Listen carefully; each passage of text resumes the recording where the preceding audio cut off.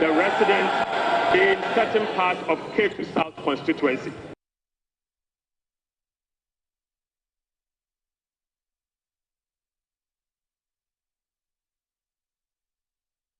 The overarching concern, Mr. Speaker, the overarching concern about free secondary education has been its quality and the absence of dedicated sources of financing. His Excellency President John Dramani Mahama has resolved it. Mr. Speaker, let me take this again. The overarching concern about free secondary education has been its quality and the absence of a dedicated sources of funding. His Excellency President John Dramani Mahama has resolved the funding challenges by uncapping the GET fund. Mr. Speaker, this makes available dedicated funding for full financing of free senior secondary school education and free tertiary education for persons with disability. Mr. Speaker, therefore, Capping and Realignment Act will be amended to uncap the Ghana Education Trust Fund. Mr. Speaker, this year, the budget for free senior secondary school education program is 3.5 billion Ghana cedis.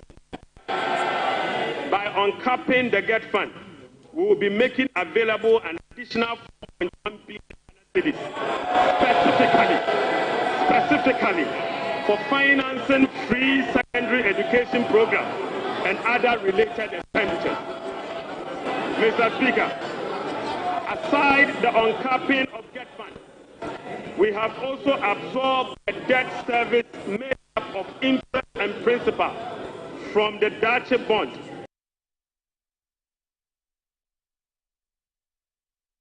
You saw how hesitant the minister was when he got to the growth figures of 5.7%. You can't lie around. You have to be honest. Where the figures are right, you have to be honest with the people and tell them what you expected. So to continue. But yesterday was the 10th of March and we saw the figures out. So what I'm trying to say is that a research agenda that has promised Ghanaians a lot cannot say they want to grow the economy at 4.4%. They left off the economy in 2016 at 3.4%. You told Ghanaians everything, you've been given the power, somebody left the economy growing at 5.7%, and you are saying you are going to grow it at 4%. How are you going to create the jobs? That is my challenge. You said big push. You are allocating only 800 million. By the end of 4 years, you would have done more than 5 billion. How are you going to create the jobs? Where would the infrastructure be? So let's be honest and speak about what is right. Assembly members, we need to know the number of assembly members, how much they are going to get monthly, so that we know whether it's worth it or not. For instance, they indicated they were going to dedicate 50 million for the women banking. 50 million is a paltry sum, is woefully inadequate because even the requirement for banking license is about 400 million. And then you dedicate 50 million. What is it going to do? How many women is it going to support? Even the infrastructure or setup of the bank alone might even consume all the 50 million that you are dedicating to women banking. So these are the issues that we think that we need to take our eye.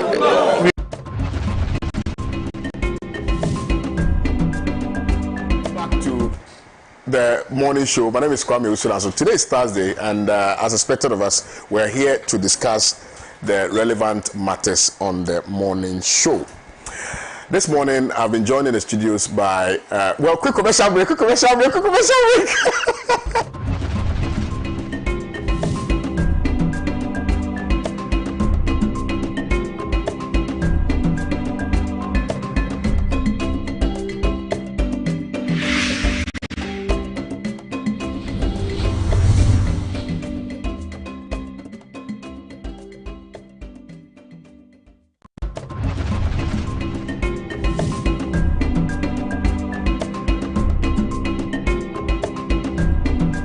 Saw how hesitant the minister was when he got to the growth figures of 5.7%.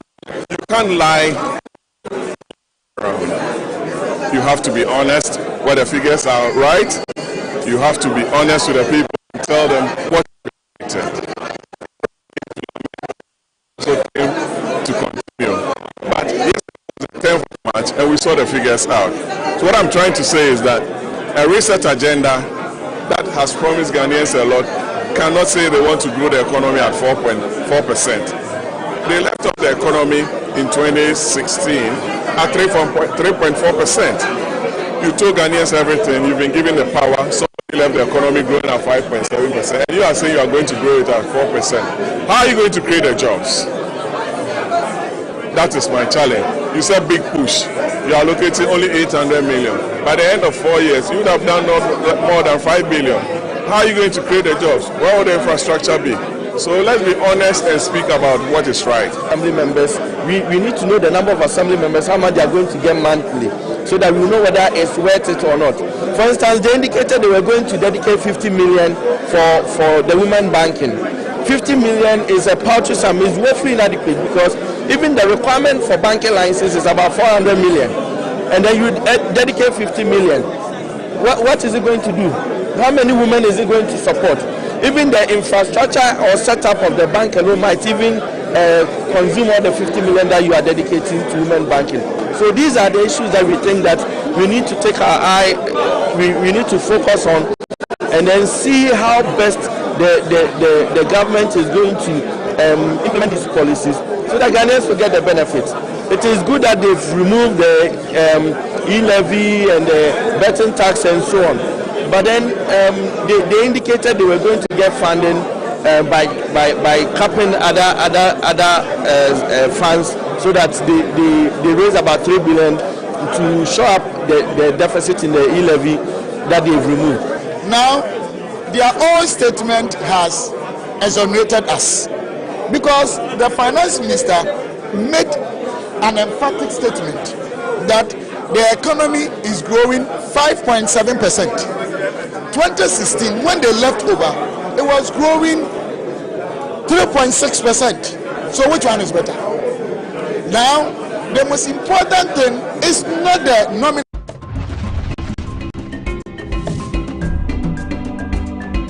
Welcome back. Thank you very much. My name is Kwame Sudan. So Mr. Pratt has joined us. Honorable Collins Adumako has also joined us. Honorable Ines Ofuseni has joined us. This morning we are touching on a number of issues. South Sudan denies Ugandan troops have deployed to its capital. Let me start with that and look for the other topics. Honorable, let me start with you because of time. South Sudan? Yeah, South Sudan is denying that Ugandan troops have deployed to its capital. So Sudan's government has denied earlier reports that Uganda has deployed special forces to its capital, Juba. Uganda's military chief, General Muhoozi, said the soldiers had gone to the neighboring country to help South Sudanese President Salva secure the city. The statement came amid escalating tensions between Kiir and his deputy Riek Machar, raising fears that their fragile peace deal could collapse and a conflict could resume. Yes, South Sudan has been in the news of late. I mean, with accusations of support from other countries which are intent on derailing the peace process in South Sudan. In fact, it's also instructed to note that the peace agreement that was signed between Salva Kiir and Riek Machar have only been about 30% of that has been implemented. A new constitution has not been drafted. The integration of the forces, that is the rebel forces or forces out of the army into the army under the total control of the state, has not been achieved. The war is still going on, and so South Korea is in the grip of difficult, intractable war or personal, if you want, war between the two leaders of the country. The unfortunate thing is that these two people were really friends. They fought in the trenches together, but they have known each other for such a long time that even without the peace agreement, Salva Kiir, upon the death of their first president, Salva Kiir had made him his deputy. Why they cannot see eye to eye is, one, because of the ethnic groups from which they come from. Okay? And I have always said that in a developing country, and South Sudan has been the latest independent country in Africa.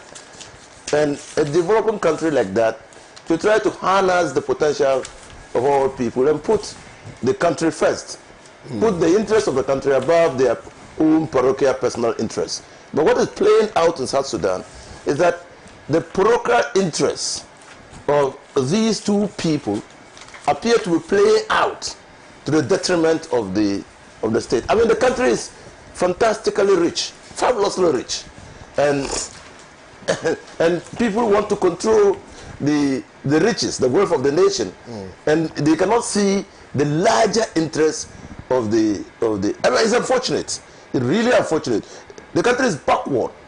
I mean, when it was under Sudan, because they were not seen principally as being Arabs, because the Sudan, proper Sudan now, they see themselves more as Arabs than as native Africans, and they are largely Muslims, and South Sudan are not Muslims. They are, and so that was one of the reasons why they fought to have their independence. Now, having done that, I thought that, and having gotten very important people, including the Pope. You remember the Pope kissed the feet of Riek Machar. Yes, Riek Machar, when they went for the peace treaty, to get him to understand that it was important to put his personal, subvert his personal interests to the interests of the state. Okay, and so, or subsume his personal interests under the interests of the state. And all that is not, appear not to be working through. All that. Yesterday I was listening to a commentary, and the commentary was so disheartening that as Africans, what is it that is making us see eye to eye? What is it that is making us hold on to old traditions that see people who are not part of our ethnic group as enemies? I mean, that's an old tradition. And when you read anthropological books, you will see that in all traditional setups, people who were not of the same ethnic group were considered enemies, unless, of course, your ethnic group was closely affiliated to another ethnic group, and so you could be allies. And we are still holding on to this. We're not seeing ourselves as a country. And that is on the basis of that I say Ghana is far advanced, far better off than most African countries, far by far. Because when we sit as a people, Ghanaian people, we look at ourselves principally as Ghanaians. We do not discount where we come from, but we don't consider ourselves as enemies of each other. We consider ourselves as one people pursuing a common destiny. We are one nation with one people pursuing a common destiny. And so I believe that the countries like South Sudan have a lot to learn. And Kwame Nkrumah will be turning in his grave when he thought that the black African is capable of managing his own affairs. And that it was important for us to be at the helm of affairs, albeit even if we made mistakes, because we will learn our own lessons and fight our own battles. But clearly, I think that South Sudan have to respect the rise of their citizens, put the interests of the country higher than their personal interests, try to integrate the army so that they can have one militia, have the monopoly of force, and then work out an arrangement that will bring in a new constitution to regulate the affairs of the state. Honorable Collins. My brother, good morning. Good morning. To your viewers. It's been a while. Yeah, we've not met after your victory. Yes, Congratulations. thank you. It's been a while, but yeah, it has. I'm happy to be back. Thank you. Thank you for. I hope to be a regular on Thursdays going forward. Thank you. I mean, whenever these issues come up, I cringe. I mean, I don't recall a particular time where we are discussing Sudan in a positive light. I mean, I wish in a morning like this, in an important program like this, that we are talking about South Sudan's development, how far they are exploring their natural resources to the benefit of themselves and to the general African population. But here we are, every time we talk about South Sudan, we listen to radio, watch television, everything they are talking about, it's about wars and people, military people attacking each other and all that. It's sad. It's sad, and I don't know, but I'm just hoping that this not de-escalates to something else. I mean, a report of Uganda moving forces into a sovereign nation like South Sudan in order to protect the president. And the problem is between the president and his deputy. Can you imagine? The president and his deputy. And the fact that soldiers from one country are trooping into the Sudan, South Sudan, to protect the president against his deputy. That's quite interesting. Of course, I don't know a lot more about the history of South Sudan and all that, but I'm just hoping that these issues will not de-escalate into something else. I mean, too many people have died in South Sudan conflicts all over these years. I mean, it's unfair to a lot of the citizens, the ordinary citizens, who just get up in the morning, want to go about their normal business, to help develop their country. And unfortunately, you have soldiers, as has been reported, trooping into a sovereign nation to protect the president against his vice. I mean, sometimes you hear some of these stories, and I mean, it only happens here. I mean, in Africa, it's sad. I mean, I'm just hoping, wishing for a day where we meet and have discussions about the development of South Sudan, the kind of natural resources they have, how Africans are going to collaborate to exploit these resources to the benefit of all of us, and not to be having discussion all the time about killings and troops moving in to protect presidents against the vice. That's quite an interesting one. So I'm just hoping that it will not de-escalate into something else, and that we are appealing to them to let peace reign. Well, thank you, Mr. Pratt. Well, unfortunately, some of our leaders in Africa and the world are no better than serial killers. I mean, they are no better than serial killers. What they do actually amounts to criminal action. Look, these leaders are ready to lie to propel their countries into war. They lie because of their business interests and engage whole countries and so on in war. They lie to perpetuate the capitalist system. And all of this sometimes leads to the killing of millions of people. And I wonder, when their actions lead to war and hundreds of thousands and millions of people die, how they are able to go back home, take their bath, dress up, and eat dinner with their families. It's unbelievable. One lie, told by Tony Blair of Britain, led to a war in Iraq, which ended up with 2 million people killed. How is he able to live with his conscience? How is he able to walk about as a normal human being if he doesn't have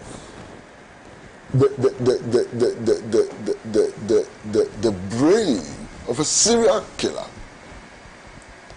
Look at the numbers which are being killed.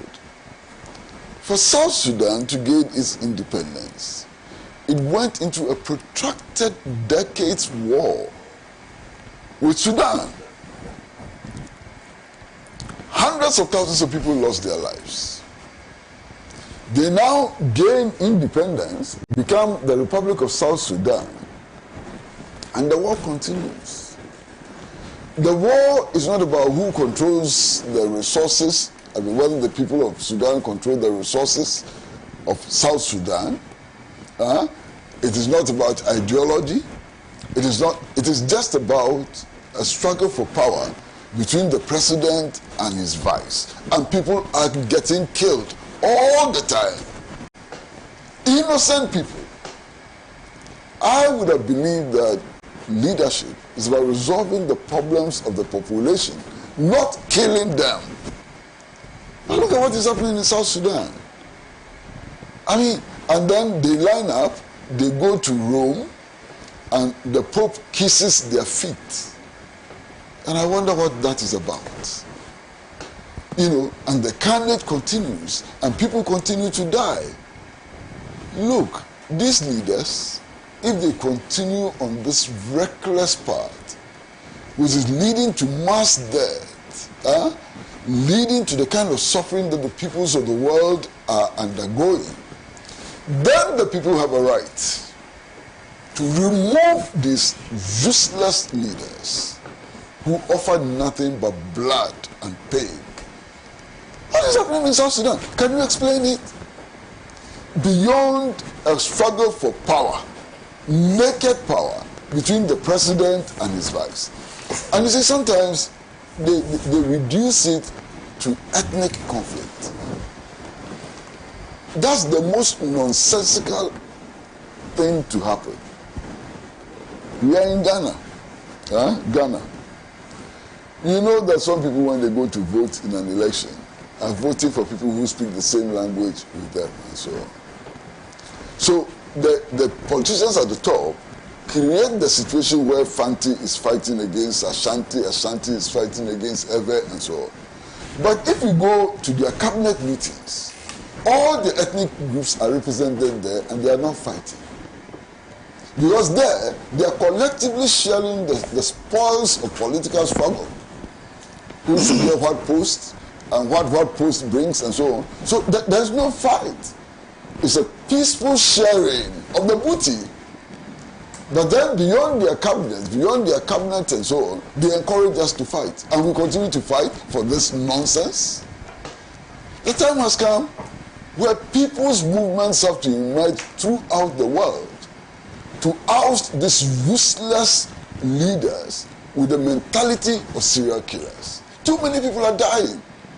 Too many things are being destroyed in the world only for bigots and thieves and rascals to assume leadership in the different countries. This must come to an end. Well, thank you, Mr. Pratt. You are still watching the News for Review segment here on Pan-African Television. May I respectfully remind you that we are streaming live on Facebook and on YouTube as well. So for the very many of you who may want to share your views, you can share your views via Facebook or via our WhatsApp line, which is active right now. Now, I guess the next topic has got to do with Stephen Amwa hailing the finance minister for top-tier presentation. But I think we would have to marry that and have a broader conversation on the budget that was presented on the floor of Parliament by Honorable KCL, Dr. KCL Atuforsen. Yeah. So, Honorable, let me start with you because it's your party. Well, so I'm not surprised. I'm surprised that Stephen Amwa has hailed the finance minister.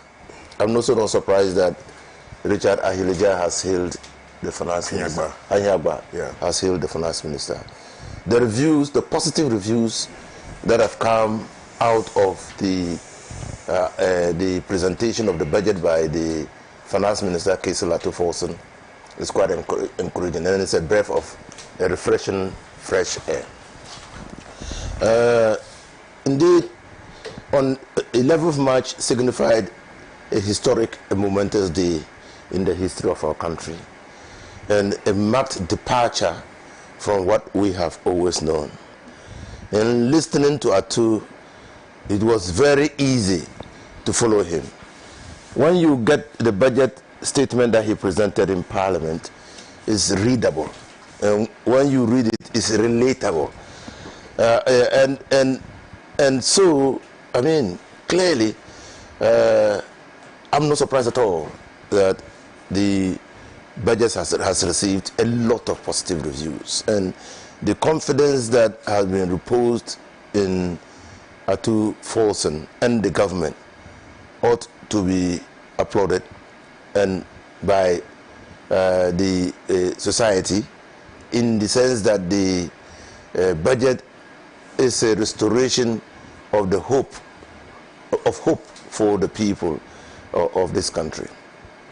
Now, we had said, and you remember, Kwame, that in November 2023, and precisely on the 4th of November 2023, I was on a sister network.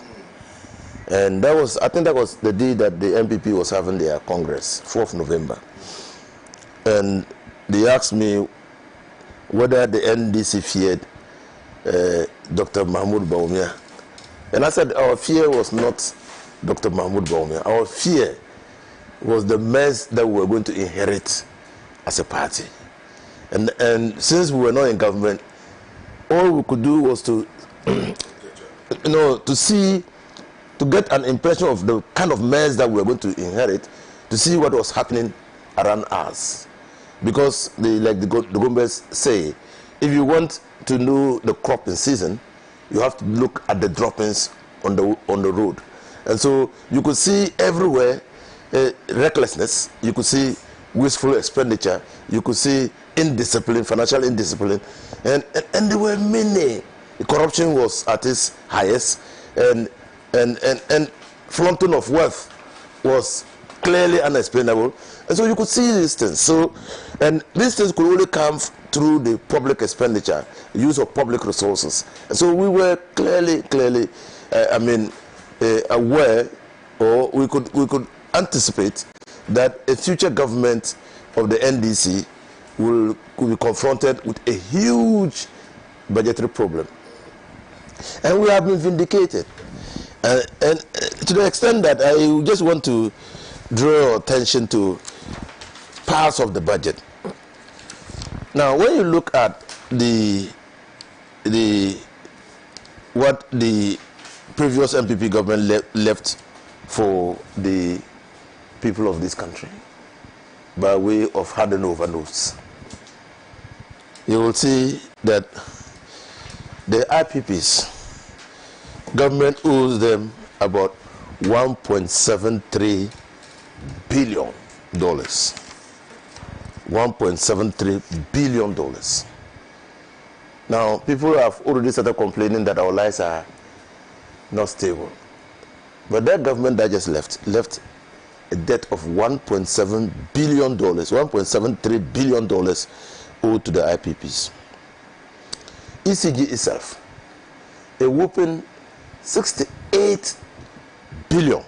See the stats. Now, you look at the cocoa board. Cocoa board that is not supposed to be raking in debts. Apart from their front loading, front sales, they themselves have recorded a 32 billion cedi debt. 32 billion. These are handed over. These are things that we inherited. The road fund, when I was the minister, a lot of fetish was made with my 1.5 billion. 1.5 billion. I mean, that was the debt that was owed the road fund. Even out of the 1.5 billion cedis, we had 600 million cedis sitting at the UBA bank. So effectively, it was about 900 million. Now, road fund alone, budget, the debt that is owed contractors is 5.75 billion. 5.75 billion cedis. That does not include the 100 billion Ghana cedis that has been given out on road contracts.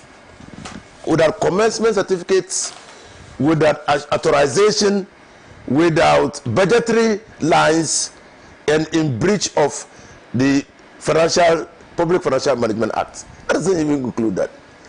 Now, when you recall Comrade Pratt, on this platform, we had said that the Bank of Ghana, Addison, was reckless to the extent that he had even recorded a negative equity in the bank. And we said that that was a loss. The bank was at pains to tell us that it was not a loss. We further said that the bank, because of what they had done, they will need a bailout. The bank came out and said that no, they don't need a bailout. Now we have been told that they need 53 billion cedis bailout. 53 billion cedis bailout.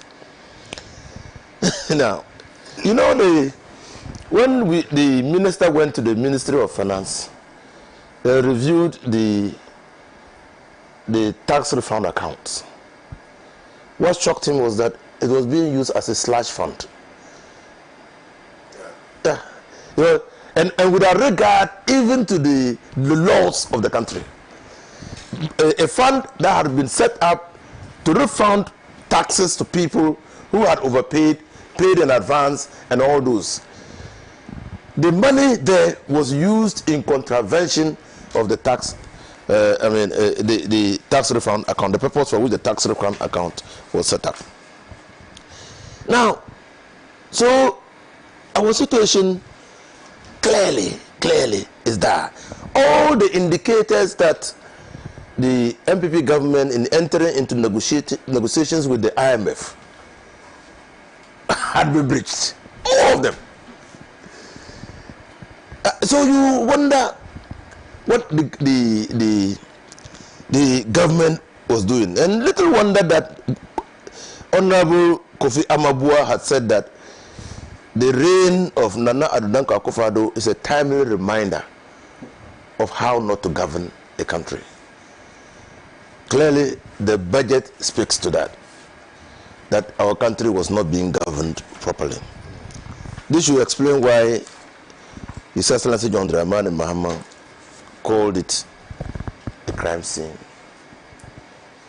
But the budget said that we should not lose hope, because Atufoson says that there comes a time in the country's history, in the nation's history, when fundamental challenges have to be confronted.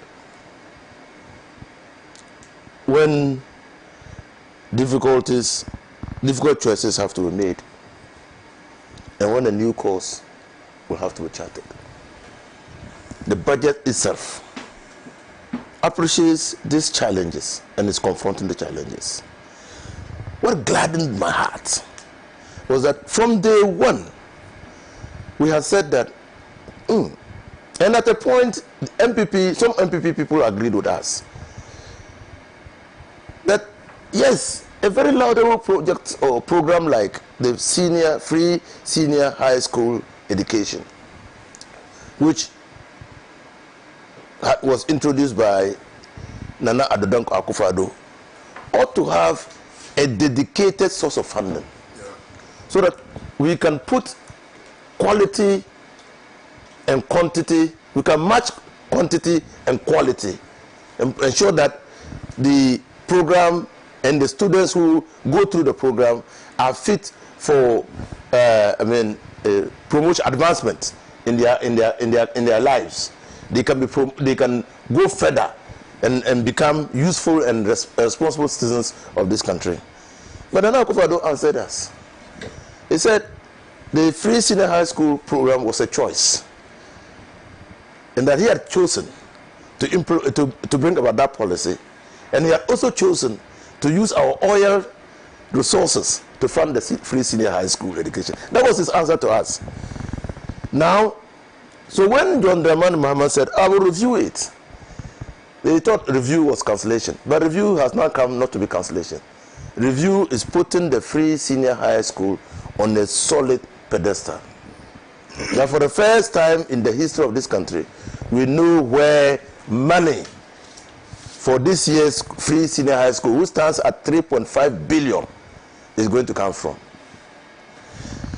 Now, we also know that in 2016, we had said that we need to expand intake of teachers, we need to also expand intake of nurses, But because we were paying allowances to teachers and nurses, we were implementing a quota system because there was only a number of nurses and teachers that you could take care of. The MPP said, oh, 1 week we will pay allowances. Now, so the allowances policy has come to stay. And we have abandoned and departed from what we said earlier. So we have taken it. But like policy, when a policy is implemented and is facing challenges, a new government has to look at the policy and improve upon it. For the first time in the history of this country, under this budget, the teachers and nurses are going to be receiving their allowances on regular basis. On regular basis, monthly. And so that again puts the situation where nurses and teachers will picket. Nurses and teacher trainees will picket. Demanding their allowances will be a thing of the past. We have said that, look, what has actually brought us to this situation is the physical indiscipline, the rising inflation, the instability of the cedi, and the greatest threat that all this brings about is joblessness. In fact, I looked at a recent CDD report through the Afro Barometer reports, and they conducted in August 2024, and job creation topped the list of priorities of the citizens of this country. Now, John Dramani Mahama has rolled out a lot of initiatives. Fortunately, those initiatives are largely in the agricultural sector and also in the infrastructure sector, the big push and the Greek for economic transformation agenda. Again, the Ministry of Trade and Industries has now gotten a new name in addition, agro-business. That when you improve upon agric, and let me hasten to say that agric appears to be the central axis, the focal point on which to place the 24-hour economy.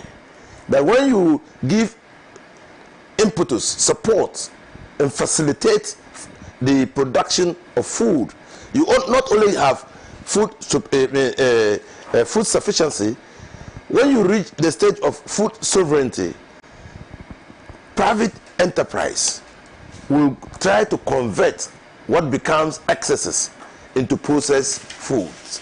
And that is the basis of, and to convert that, you will need to have industrialization machines that will be able to process the excess food. And those people, those companies will be working more. They will need labor to be able to do that. So you are going to create opportunity for job creation.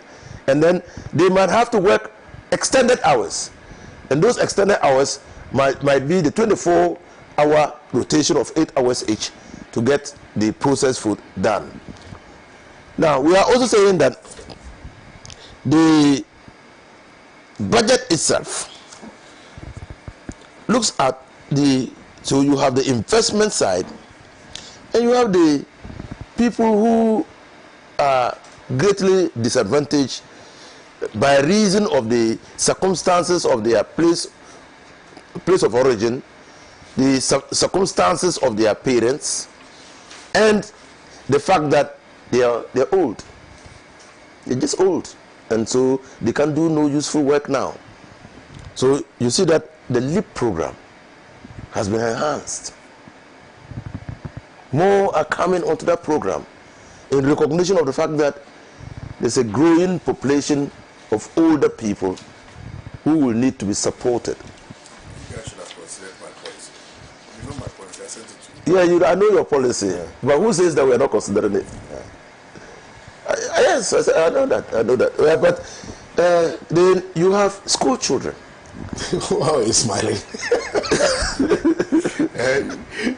Yeah, so I'm smiling because we discussed extensively. Exactly. But you should have acknowledged that at least Kwame, we took something small from you. The NBC.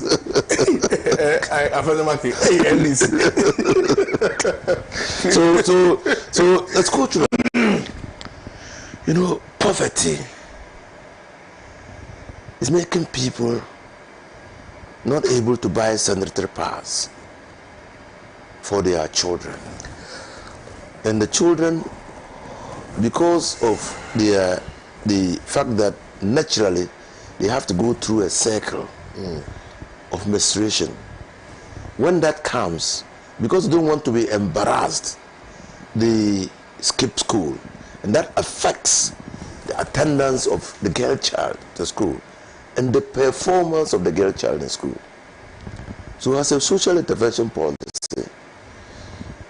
this budget addresses that concern. Again, Amaprat is part of the government. Yeah. Don't ask my peer. Yeah. She's part of the government, so maybe she took it there. No, textbooks. Yeah. For a long time, we told the previous government that there was no point paying teachers and not giving them the tools with which to work. There was no point. And then you could see pictures of children being in classrooms, and the teacher standing at the blackboard or at the board. Now there are some whiteboards as well, and teaching, and then they are copying, writing the notes. Have one book is writing the notes on the blackboard, and the children are busily copying the notes because he has the only one book, and so it cannot go around. So this budget addresses that as well. In a nutshell, what I'm trying to say is that the budget looks at the component parts of society, allocates resources for these component parts for the purposes of growing the economy, for the purposes of sustainability of programs, ongoing programs, and ensures that if we go by this framework, Ghana will be resetting Ghana. So that clearly opens up the agenda of the NDC to reset this country on the trajectory of growth, job creation, accountability, and all that. All right, thank you very much. Honorable. Yes, my brother. You've listened to your colleague. Yes, I've listened to my senior colleague. Your senior colleague. Yes. And when I went to Parliament, I was privileged to serve on the Finance Committee. That was when I met Ato. He was then the ranking member.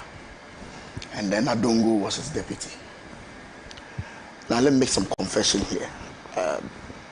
Everything I know about the budget and how to interpret it and read it, it was Ato and Adongo who assisted me.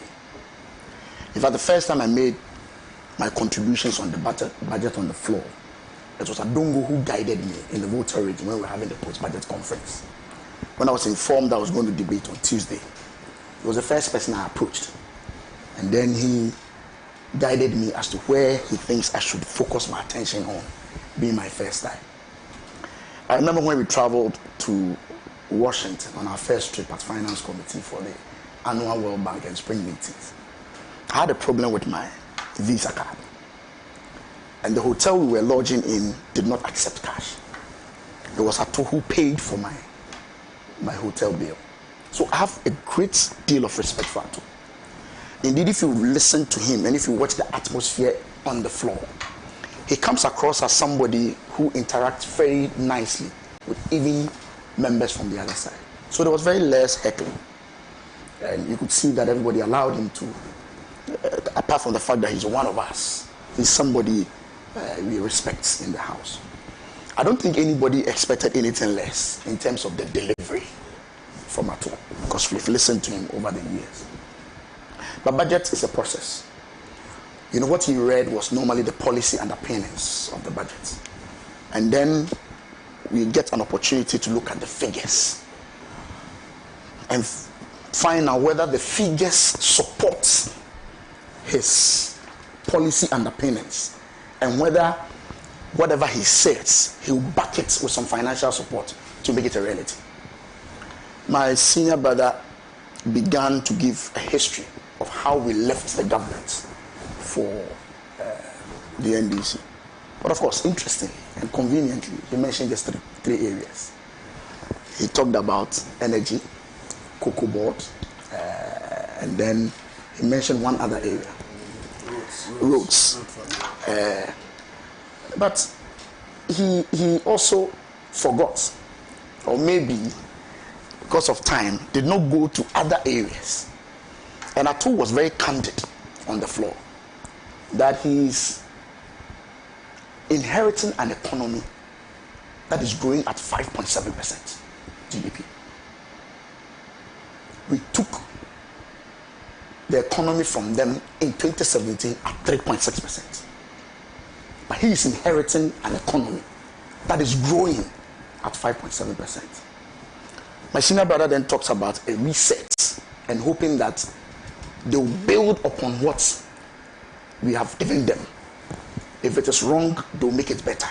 If it is better, they'll take it even a step further. But this is what the budget is telling us. This is from Ato. GDP, he's inheriting 5.7, but he anticipates that by the end of 2025, it will grow at 4.0. I'm not too sure whether that is a reset or a decline. This is from Ato, and this is his budget. I'm reading from the 2025 budget.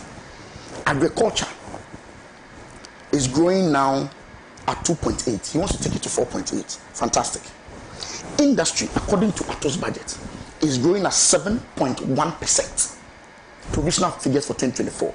He intends to grow it to 3.8%. This is his budget. I'm not too sure whether that is a reset or that is a decline. According to his budget, services is growing at 5.9%. He intends to grow it to 3.8%. I don't know whether that is a growth or it's a decline.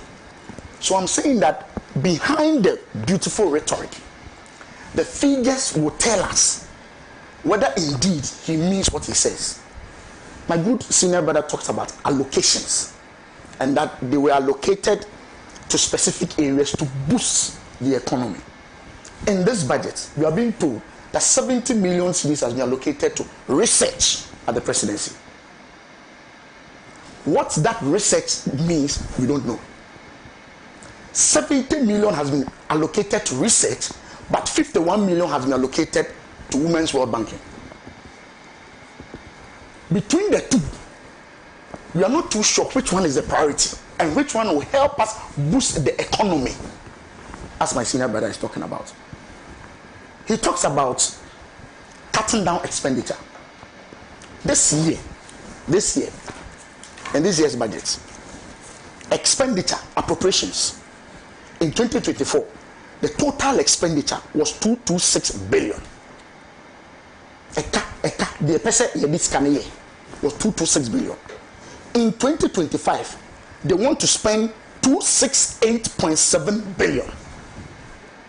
I'm not too sure whether that is a cut in expenditure or it's an increase in expenditure. I'm not too sure about that. So I'm saying that the figures will tell you. He also went ahead and talked about IPPs, and that we've left a debt in the energy sector. This is Ato Forsen. And the reason why I like Ato is his candidness. If you look at appendix or paragraph 136, what he read on the floor, he said, we will complete the IPP capacity renegotiations. And this is where I want you to listen to generate some savings through negotiated lower fixed capacity charges.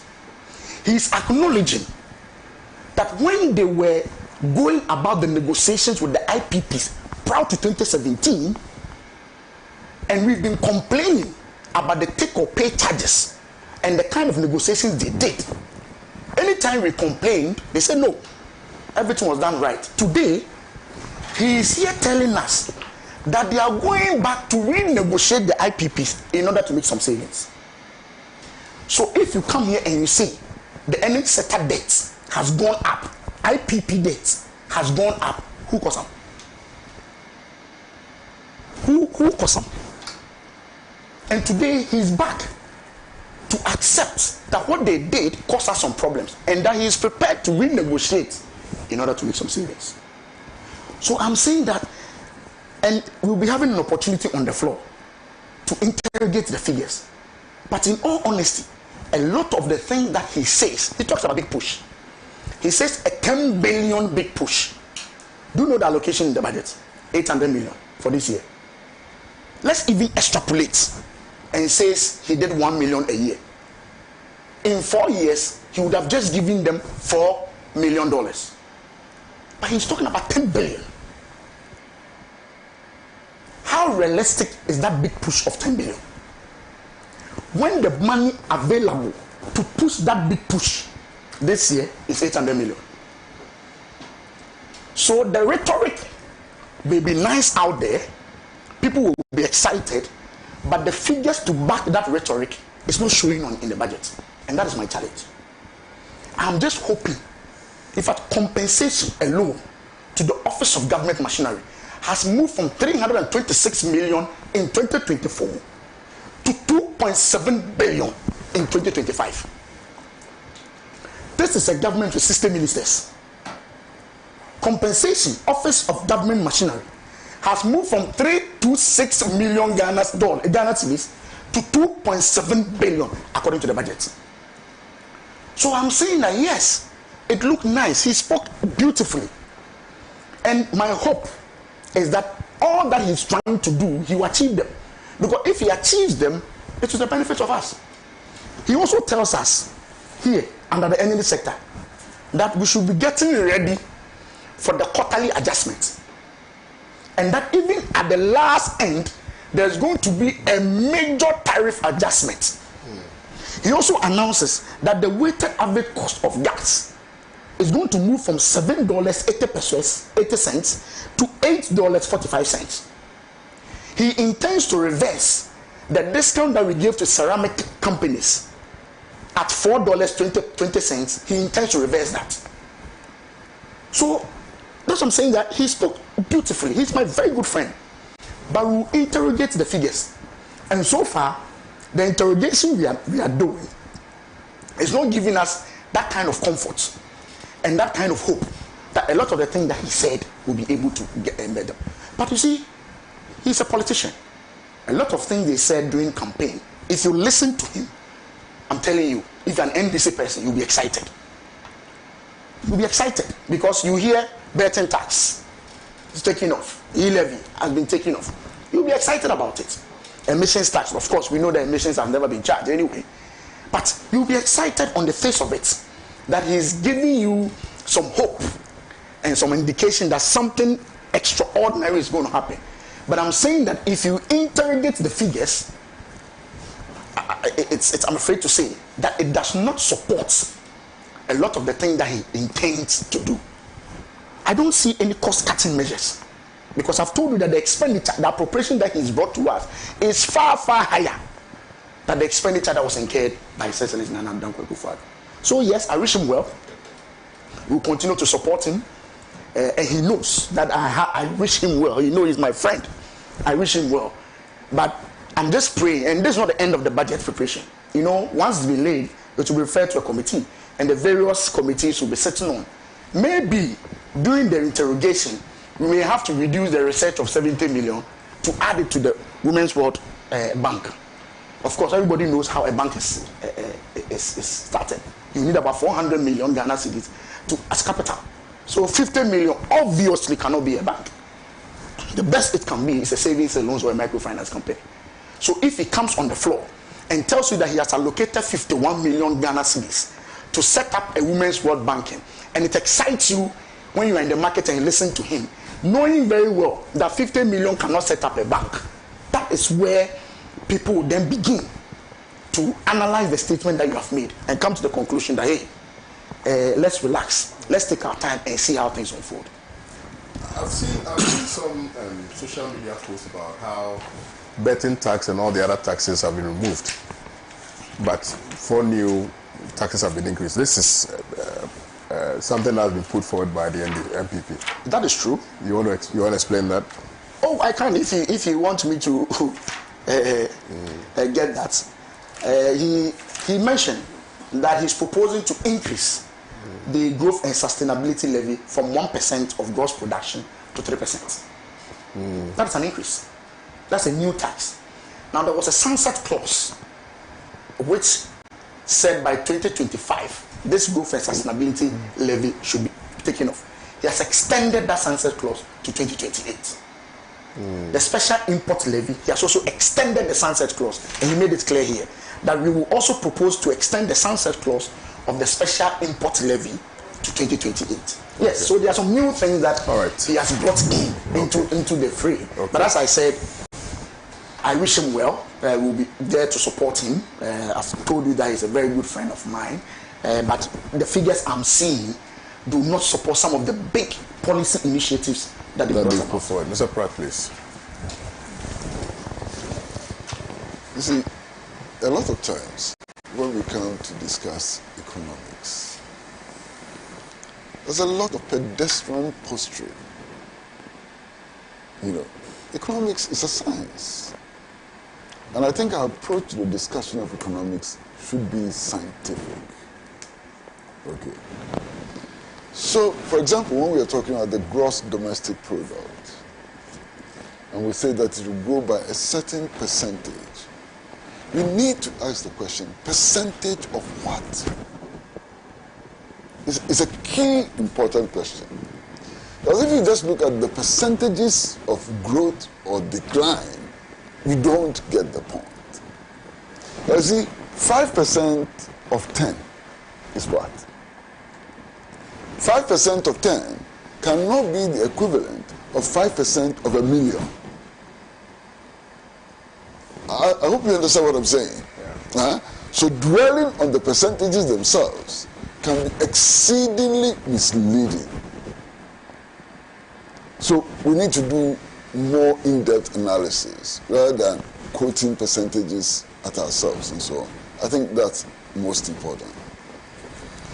Again, when we come to deal with issues like gross domestic product, per capita income, gross national income, and so on, we are actually dealing with statistical averages. We need to go beyond the statistical average to see the real picture. So, for example, when we are talking about gross national income and so on, what we are simply talking about is putting together different types of incomes and dividing it by a certain number. So you can have in a country a situation where 99% of the population has its income dwindling, and yet the average income rising because the 1% is earning atrocious incomes. I hope you understand what I'm saying. So this is the scientific approach that we need to adopt when it comes to looking, at the economy, doing an analysis of the economy and so on. Now, my good friend, I think now he's my brother, one of the MPs that I've come to respect a lot, makes this point about the allocation of $50 million, is it dollars? Cedis, for the establishment of the Women's Bank. And 70 million being allocated for research at the presidency. But this doesn't tell us anything. Okay. Establishing a bank is a process. So it may well be that by the time you fully establish a bank, you may need a capitalization of 400 million. You may be right. I'm not contesting that. But you see, what stage of the establishment of the bank are we talking about? Are we talking about initial preliminary studies, which will lead to the establishment of the bank itself, and for which 50 million has been allocated? Are we talking about the fully established bank, for which 50 million has been established? So you need more facts to be able to firm up your conclusions. Without those additional facts, your conclusions may be problematic. Then we are talking about 70 million allocated for research at the presidency. It may well be, I don't know. may well be that this 70 million also accounts for some feasibility study into the establishment of a women's bank. That's possible. It may well be that it may be an attempt to establish, a ratio between cost and benefit for other projects, which may include roads, which may include other things and so on. I mean, in the presidency, decisions are made about everything. Decisions are made about food production, decisions are made about everything. There needs always to be an empirical basis for making decisions. And in order to establish empirical basis for making decisions, we need to carry on research. So we need to understand what that research is about, what that research is involved, how that research may or may not be beneficial to the general economy and so on, before we can come to conclusions about these allocations. Okay. Now, earlier, a member of parliament, who also happens to be one of my very good friends, Abu Jinafo, Honorable Abu Jinafo, had made allegations about the size of government and so on. And then later we all began to interrogate it, you understand? And my goodness, any serious interrogation clearly would demonstrate that the size of government has been reduced substantially. Okay? If you look at appointment of presidential staffers and so on, clearly the figure is 27. Plus 3 directors, which then comes to 30. If you juxtapose that against the appointments which were made in the previous administration, it exceeds 200. You understand? So just listing people who have been appointed to the presidency does not really give us a true picture of what has happened. But beyond that, there are other institutional arrangements which have been made which are significant. For example, we used to have a whole ministry responsible for presidential media relations. Okay? I would have said communication, but then that can be misunderstood to mean the Ministry of Communication. Presidential media relations. Now you have a presidential spokesperson and a team of 5. Compare that to a full-blown ministry and the staffing requirements of a full-blown ministry. So that itself also brings about substantial reductions and so on. So this is how I want to interrogate, what is happening with the economy. Now, I must make the point very clearly that being who I am not satisfied with this budget. Even though it has excited a lot of hope in the population, there are many people in the population who are commending the budget. If you turn to the NGOs, many of them are so very happy with the budget. Even those that are criticizing aspects of the budget start by admitting that there's a very good budget, but they insist that the government could have looked at some other aspects and so on. Now, for me, my discomfort with this budget is that there's no paradigm shift. This is still the pursuit of the new liberal order. You understand? And to that extent, both the NPP and the NDC are pursuing the new liberal agenda, which has dire consequences ultimately for the liberation of our people, ordinary people, working people, from the throes of poverty and exploitation. That's my worry. I want to see an economic program which transfers land to the tillers, as is happening in Burkina Faso. I want to see an economic program which transfers the ownership of our resources to Ghanaians. And I mean Ghanaians in their collective, not Ghanaians as individual businessmen and so on, Ghanaians in their collective. I want to see an economic model in place which ensures that the people of Ghana are the only true beneficiaries of the exploitation of our resources and so on. I don't see that in this budget. And that is what gives me the discomfort. There is something else which is new, which I must commend very, very highly. This is the first time, perhaps in many years, that I've seen leaders of the opposition and I mean the New Patriotic Party, come out and acknowledge publicly what they see as things that are good in this budget. And I find that very impressive. Look, there's this newspaper before me, it's the Hawk newspaper, and it's reporting on a statement which was made by the Inshasu MP, Stephen Amwa. And I'd like to read, so you can understand the depth of what I'm saying.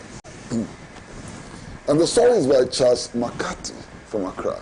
And he says, Inshasu MP, Stephen Amwa, has ditched party lines to heap praise on Finance Minister Dr. Kaisel Atufosin, admitting that his 2025 budget presentation was nothing short of brilliance. The former Deputy Minister of Finance, known for his very political stance, was blown away by Atufosin's composure, intellect, and mastery of economic policy, so much so that he couldn't hold back his administration. And listen to this. There's a quote. Atufosin presented himself well. He was well composed, and I think I would say Atu did very well, except that they've been so truthful and too realistic. Listen to his words, his choice of words. This is an opposition MP. He says that the finance minister has been so truthful and too realistic and so on. Now, you can disagree with him. I mean, in economics is not an exact science. Although it's a science, it's not an exact science. So people can have different views, different opinions. But you cannot but admit that it takes a lot of courage to break party lines in Ghana. And this gentleman, this honorable member of parliament, has broken party lines. Now, it is significant also that he was a deputy minister of finance in the previous administration. So his words must hold some weight, you understand. Now, I'm getting increasingly worried about the theatricals in parliament. And I'm not the only one. A lot of people are getting very, very deeply worried about the theatricals in parliament.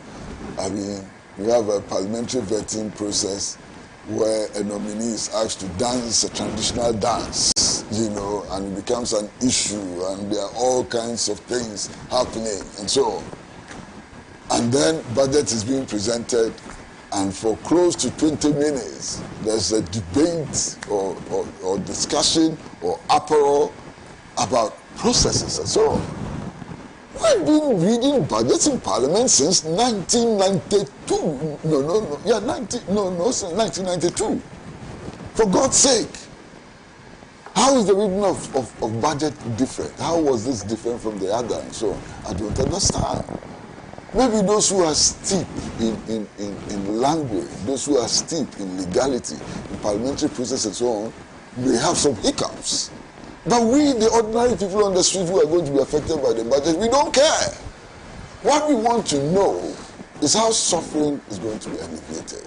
What we want to know is how people can afford food, ordinary food and so on. These are the issues we want to know. Now, Kwame, you raised a point which has been raised in several quarters, and I think it's the funniest of the issues being raised about the budget. Oh yes, it is true. They have cancelled 4 taxes, but they've raised no taxes. So what? What is the fundamental principle of taxation? The fundamental principle of taxation is to take from those who have more than they need and to lessen the burden on the poor. That's the fundamental principle of taxation. So therefore, to assess a tax regime or a review of taxation, what you are looking at is who is benefiting from the new regime and who is giving. Does it fit into this fundamental tax principle of taking from those who have more than they need and giving to the poor and lessening the burden on the poor? Why? Doing away with the e-levy makes a lot of sense to me. You understand? And I was making the point yesterday that the poor suffered more than the rich when it came to the imposition of the e-levy, and somebody argued with me and so on, how many of the very rich actually use electronic transactions in their dealings? How many? Master, you go and take your salary, your pay, your wage, whatever. It has already been taxed already. Yeah? Government has taken a share of your pay already. Then you decide that your poor mother in the village perhaps needs a few hundred cedis, to survive. You send that money to your mother in the village through Momo, because that is what is available to you. It is taxed again. Your mother decides to use that money you have sent her to go and buy electricity. It is taxed again, and so on. I mean, this is incredible. That is why the e-levy was so bad. That is why the e-levy had to go. Now, it is true, government has introduced new taxes. But what are those new taxes? Taxes on mining companies. Doesn't it make sense? Doesn't it fit into the principle, the general principle of taxation? Doesn't it? So check the new taxes which have been introduced. Is it at variance with principles of taxation? It is not. You understand? It is not. Now, there has been some criticism which says that this budget has not gone far enough. The problems confronting the people have not been sufficiently alleviated and so on. I may sympathize with that. But check the reality. We are told that cocoa is the mainstay of the Ghanaian economy. That's what we are told. Master, within the last 2-3 years, cocoa production has gone down by 60%. Check the figures. So if you leave such a big hole, how is the incoming administration expected to perform magic in order to fill that hole? Master, not just that. The figures about electricity, our indebtedness to ECG and so on, have already been mentioned. I'm not going to go into that. We are running an economy, or we are inheriting an economy, which is, to all intents and purposes, bankrupt. The previous finance minister, Ken Ofori-Atta, it was he who told us that government needs 128%, not 100, 128% of total national revenue in order to cover 3 line items: debt repayment, debt servicing, and public sector enrollment. Is this not a bankrupt economy? Is this not a bankrupt economy? So if you leave a bankrupt economy, how do you expect the incoming administration in less than 2 months to perform a Houdini act? It is impossible. You understand? So given the state of the economy which has been inherited, I think that this is what is to be expected. Master, it's not just about these things, and my brother knows perhaps better than I do. I'm going to tell you a story. I've told this story before. I'm going to repeat it. There's a friend of mine, I'm sure you know him. He's a bass guitarist. He's a musician. He plays for the Freedom Band. And 2 weeks ago, his child got knocked down by a trotro vehicle. And they rushed this child to a government hospital. You know the bill? Not bill after treatment, bill before treatment. 120,000 Ghana cedis. 120,000 Ghana cedis. Now, let's be honest. I mean, honorable here, member of parliament, I understand that is a financial aspect and so on. You will struggle to save your child if this bill had been presented to you. You would have struggled to save your child. This is the reality of the ordinary man in the street. A medical bill of 120,000. I mean, there are so many Ghanaians, the vast majority of Ghanaians cannot even imagine what 120,000 looks like. It is not even the aspiration in their lifetime to have 120,000. And it's presented as a medical bill for one child. who has been involved in an accident. This is the reality we ought to confront. This is the reality we ought to confront. Maza, you talk to the taxi drivers and talk to the trotro drivers. They wake up at dawn. Some start work as early as 4 a.m. They close from work at 9 p.m. And many of them are not able to make their daily sales. So they have to go to Shylocks and borrow money in order to make their daily sales. Do you know what that means for them? Today, people come out of schools, and if they are lucky, extremely lucky, they get employed. They need a place to stay to be able to go to work and serve their country. Landlords are no longer taking 1 year advance. They are no longer taking 2 years advance. They are taking 5 years advance. How do young people who have just started working meet this social obligation and so on? This is the reality we have to confront. So stop all these your things about figures which mean nothing and so on. This is the reality we have to confront. You understand? Now, there's a lot of talk. I'm going to finish on this note. There's a lot of talk about free SHS. I started finding information about Ghana's educational system and so on. And to my horror and shock, Ghana's education is the most expensive in the world. And I want anybody to challenge me on that. The whole world. The cost of education in Ghana is the most expensive in the whole world.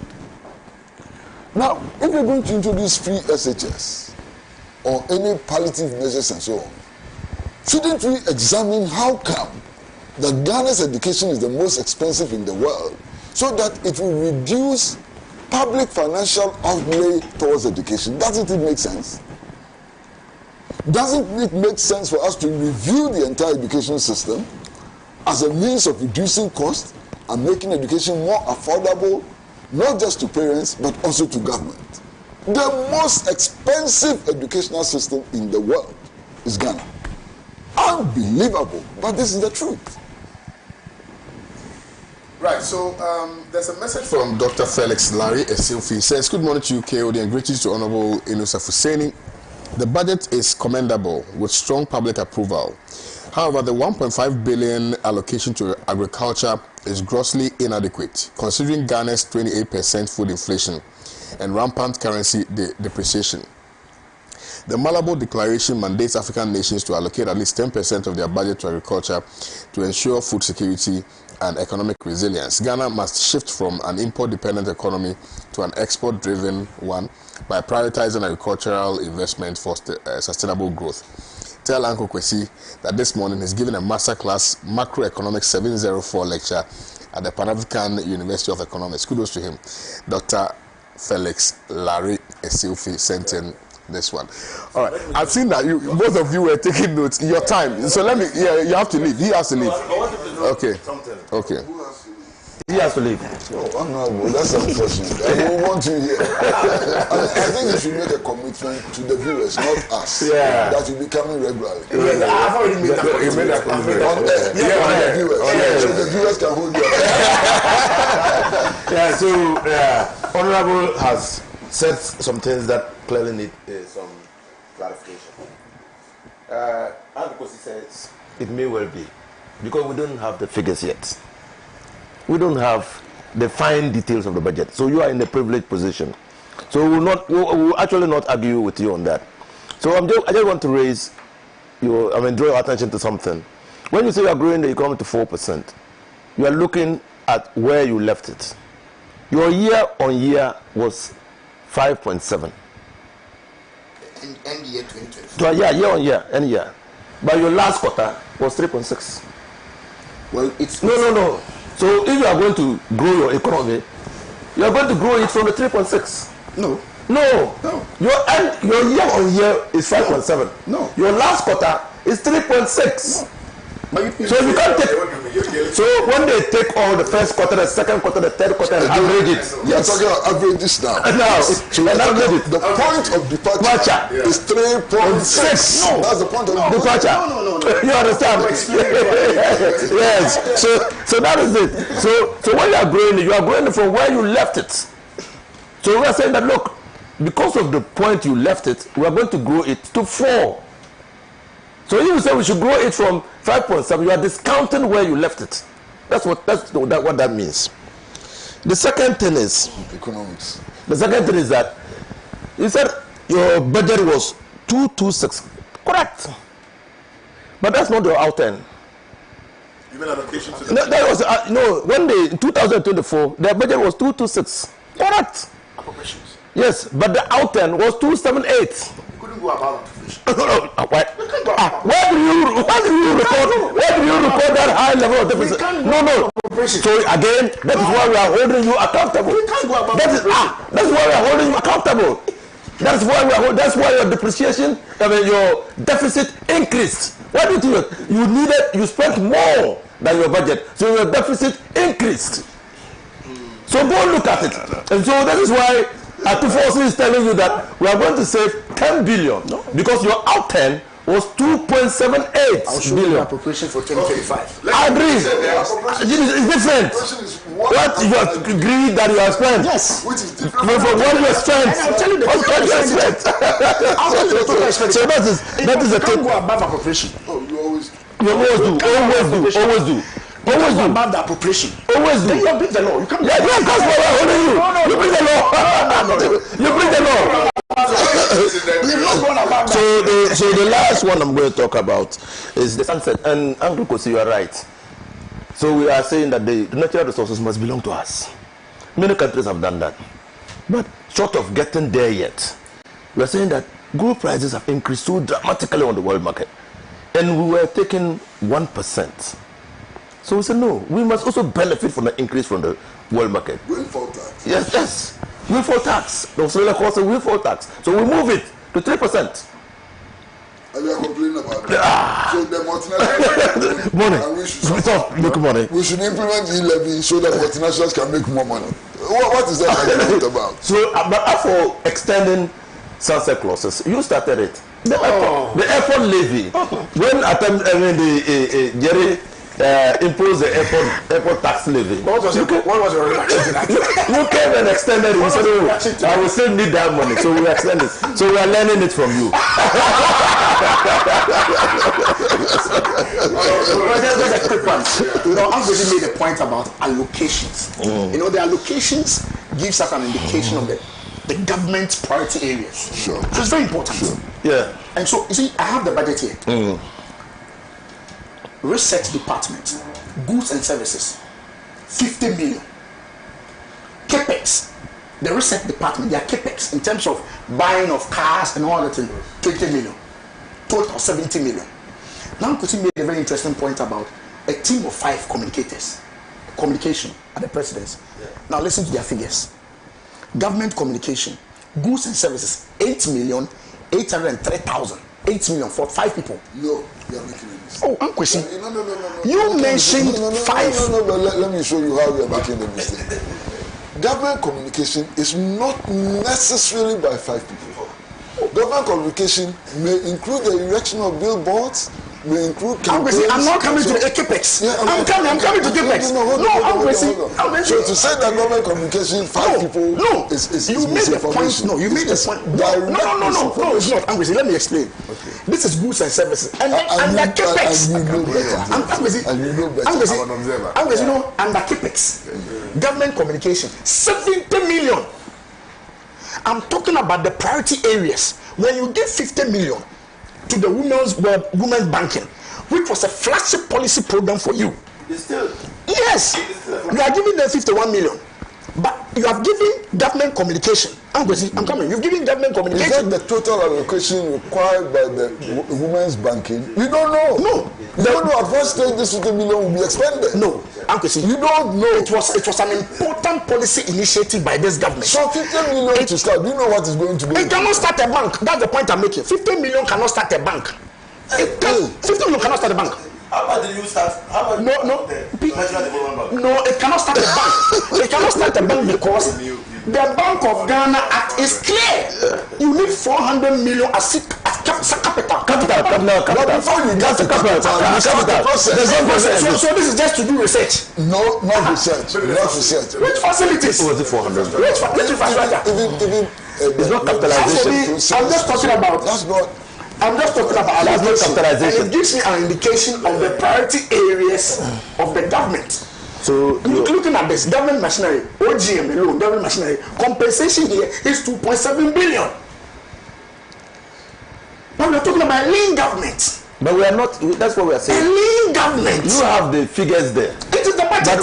But when they put that one, they're going to be, what we call legends. What is the 2.5? It's not discretionary. What is the 2.5? This is compensation to the office of government. So how many employees? The budget is no. Okay. It will provide all that to the legend. So that is where So where's the legend? So that's what I'm coming to. How many employees under Nana Akufo-Addo? So that's why we should all get the budget. I'm telling you. How many employees under Nana Akufo-Addo? When we chastise him of a bloated government, but he used 328 million.